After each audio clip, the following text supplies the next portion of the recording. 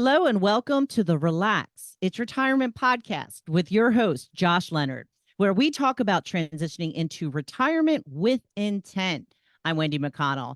Hi, Josh. Are you sticking with those New Year's resolutions so far?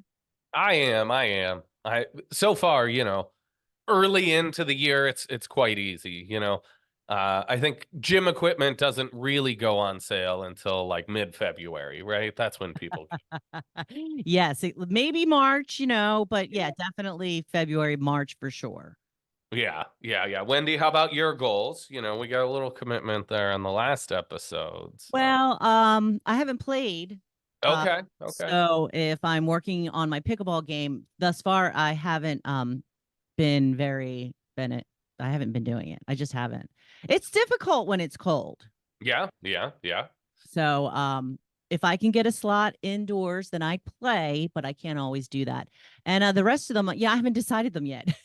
Okay. Well, pickleball is always the main focus of our back and forth, Wendy. So Okay, we'll stick right. with that. And then if I can get you to commit to other things, that'll be fantastic, right? All right. All right. So we're talking about New Year's resolutions and setting new goals. So what are we going to be talking about today? We're going to refine that down to financial goals. So today, talk about how we can set better financial goals.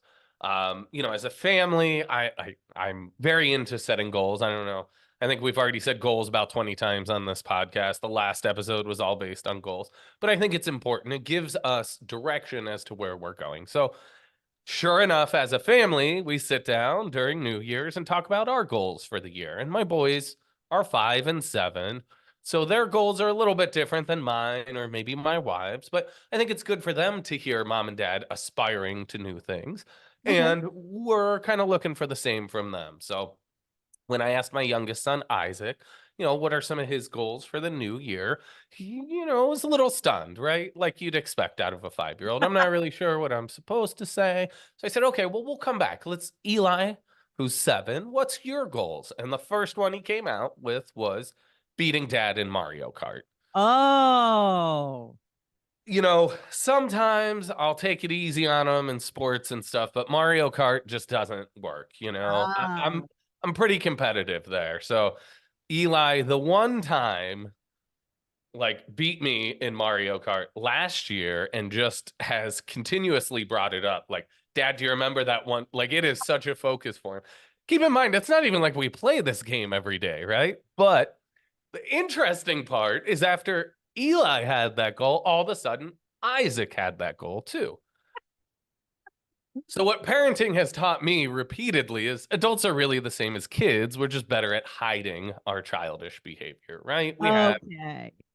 We have a lot of the same tendencies. So today we're going to talk about how we can refine our financial goals by using lists. Many times we'll meet with clients and they'll say, "Yeah, I just want to retire. That's my only financial goal." And then we get into it and maybe they're hoping to leave a legacy or pay for their grandkids college or, you know, um donate a specific amount of money to the church or a charity that they're passionate about. So as we dig deeper, we get more out of them. So goal today is to discuss the power of using lists, and we'll do that by using 6 individual payoffs to using lists to help set those big financial goals. Well, but before we dive into them, obviously, since you took it easy on the boys once or twice with the Mario Kart, does that mean that you will uh, refrain from taking it easy on them in the future because you've had it thrown in your face so much, or do you They think? will genuinely have to beat me to obtain their goal this year. Think so? Now, so they might take advantage of me while I'm a little distracted or something. That might be one way, but if they win, they win. So Okay, so no letting the kids win. That is not in your repertoire. nope.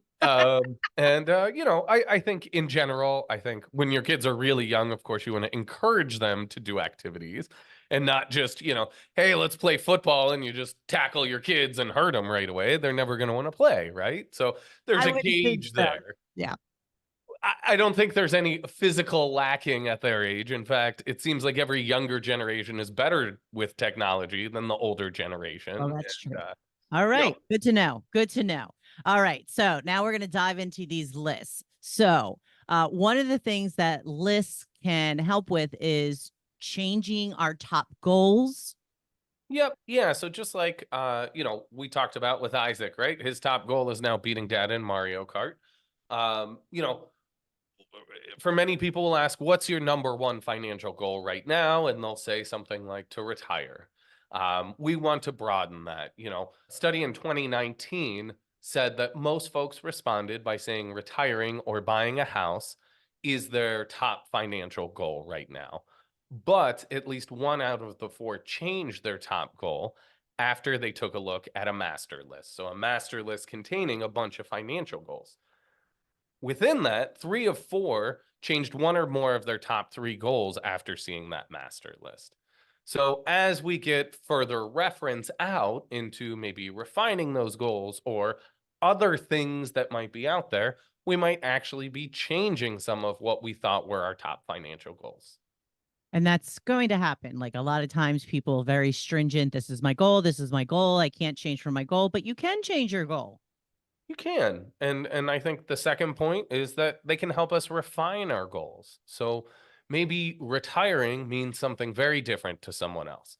So how specific is that goal? If it is to retire and that's your big financial goal, what does that mean? Does that mean switching to part-time rather than a full-time job, or completely stopping working, or maybe picking up a job that's more passion based rather than income based? I think in looking at refining our goals, we need to know how specific they are. So iron it down, look at what does retirement look like if that is the goal. Are there, without having that specificity, we might sabotage the actual goal.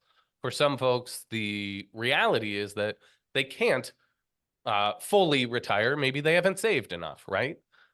Therefore, retirement might mean working part-time rather than full-time.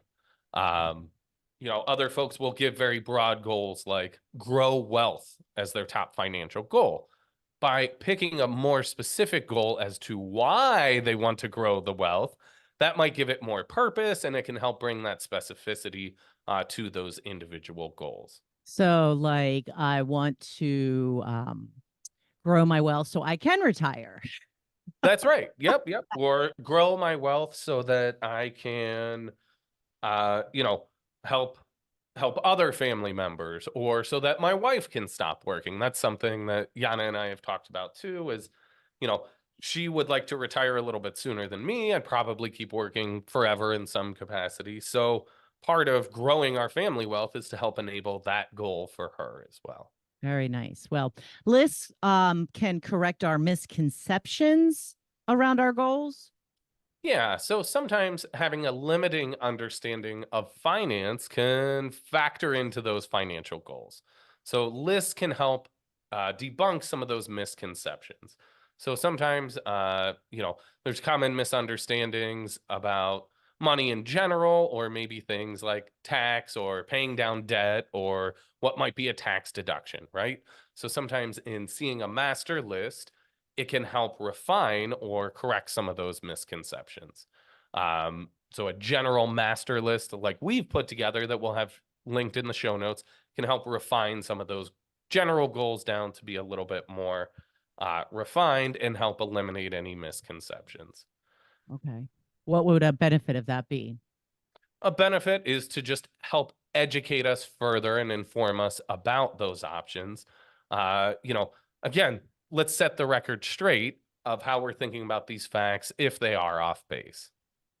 So, another benefit of lists is it can reveal the emotions behind the financial goals. Yep. Yeah. So many times we just say, well, I want to do blank. So why though? Why are you wanting to do this? And I think these, I would say, kind of fall into a category of jonesing goals, right? Like, I want a new car. Well, why do you want a new car? Because your neighbor got a new car? Do you really need a new car? Um, you know, Yeah. these kind I'm of just become kidding. comparisons. Now, maybe there is a reason, right? Maybe you want a new car. You don't really need a new car, but this was the car that your grandfather had and they just re-released it as a new model. He passed away recently and you inherited some money from him Ergo, you want to honor him in something that you enjoy, right? So these can, become a little bit more complicated, but what are the emotions behind it? So instead of just saying, I need a new car, specifying why might allow us to dig a little bit deeper there. Okay. I think a lot of people will say general things like, I want to feel more secure with my finances or not feeling like I'm a financial burden on others.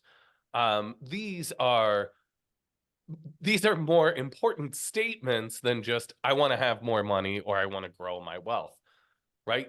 When we look at retirement in particular, most folks don't want their kids to have to take care of them, right? They want to be in a financial position where they're able to care for themselves.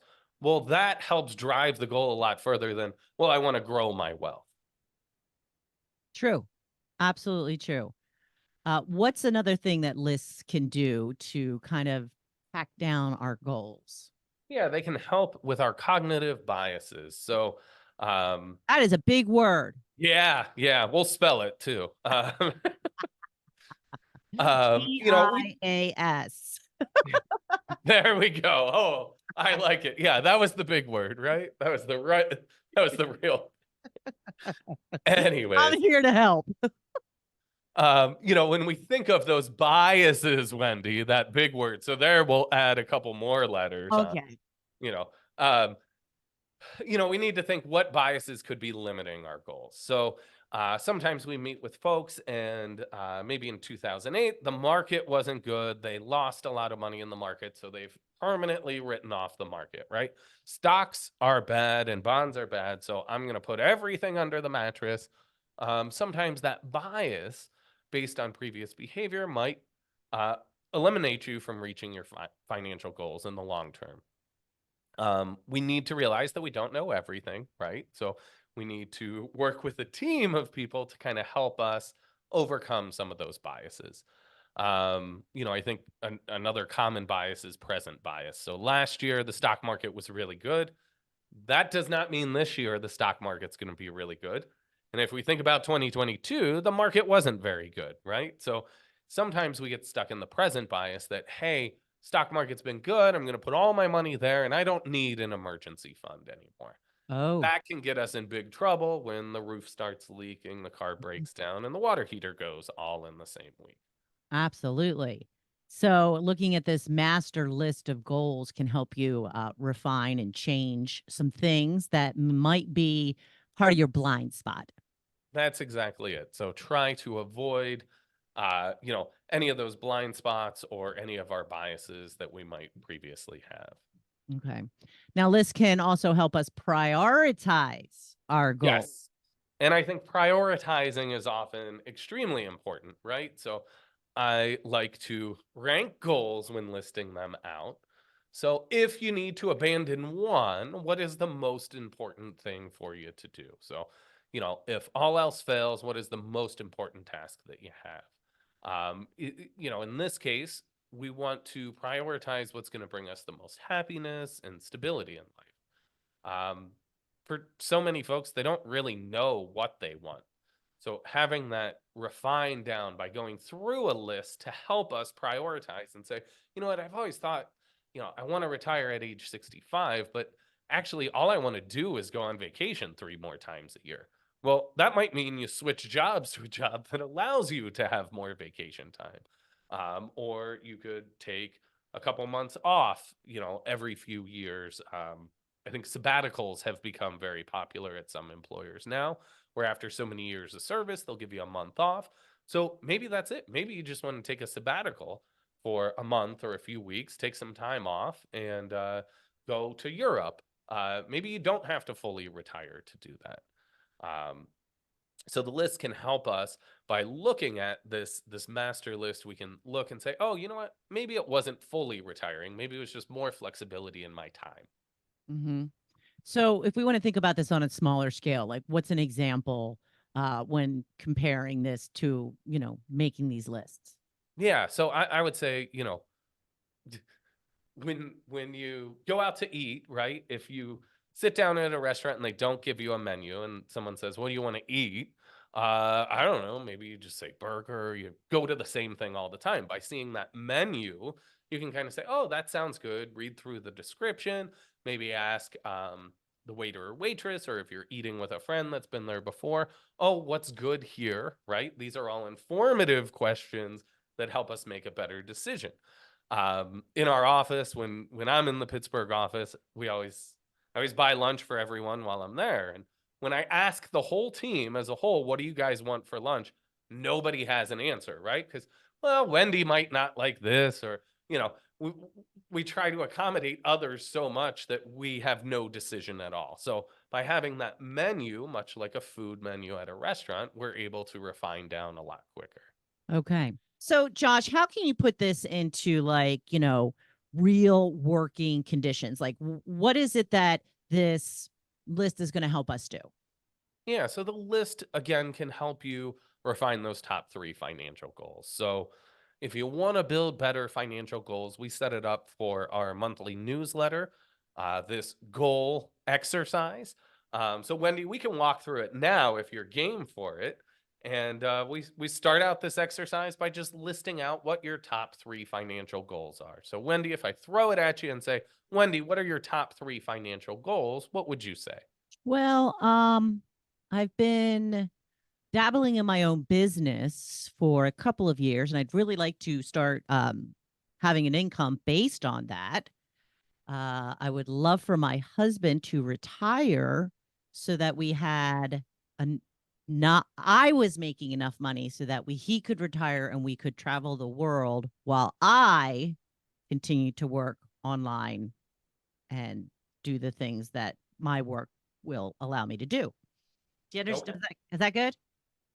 Yeah, so let's try to refine that down to make it three clear ones. So start earning enough income off of the business that you've been dabbling in. Yes. That as one goal, right? Yes. Yes. Second, get your husband to retire. Yes. And third, travel. Yes. Okay. Well, it's not get my husband to retire. It's make enough money for him to retire. He would So he retire can retire. today. Yeah. Okay. Okay. Okay. Fair enough. Now, Wendy, I believe you have a copy of that master list in front of you. Yes. Is that true? Do you want to look through that? And I'll kind of read through some of them quickly here too, so listeners get a view of what you're looking at.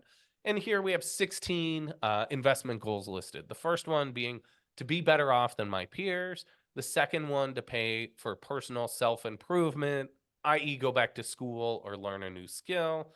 Three is to experience the excitement of investing. Four, start a new business. I won't read the whole list because that'll be an extremely boring podcast. Right. Um, but that'll be available in the show notes. So feel free to click on the link there. You'll be able to see the full master list there and run through this exercise by yourself. But Wendy, as you read through those 17 goals, actually, is there any that stick out to you that would make you refine or change any of the goals there? Well, one of them is to start a new business. So, I mean, that would probably fall under my first goal of trying to generate income from my Okay. business.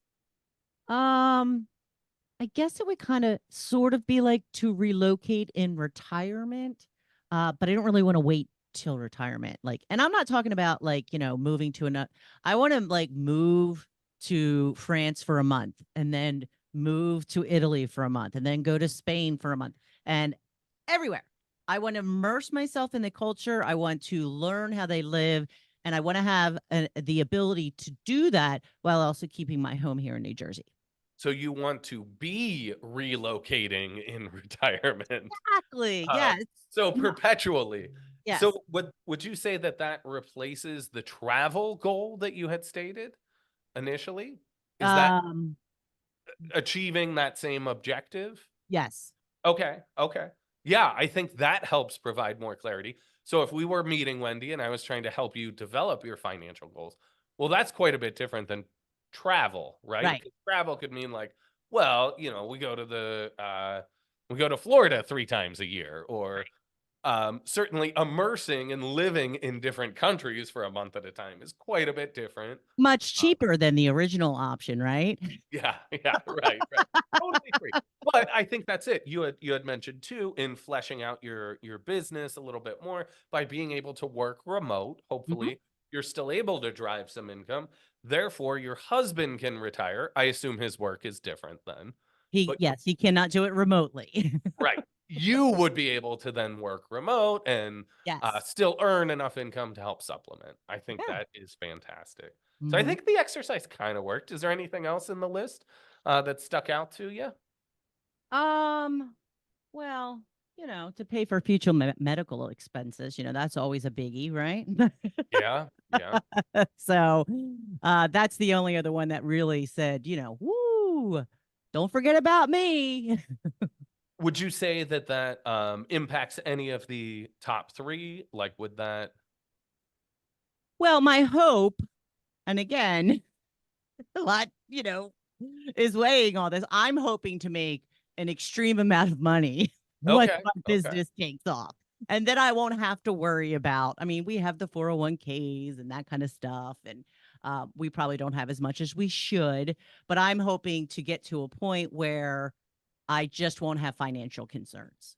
Sure, sure. Yeah. And I think this is sort of the ideal thing of going through this exercise is then saying, great, well, you have what we call your financial junk drawer, right? So you have your 401k, maybe that brokerage account that you opened up with your cousin 20 years ago and you've just kind of ignored it, but you get a statement. Um, Pull all that stuff together and organize it into a financial plan to say, okay, based on where you're at now, your business would need to be generating blank amount to be reaching these top three financial goals. There you go. That would be most helpful for sure.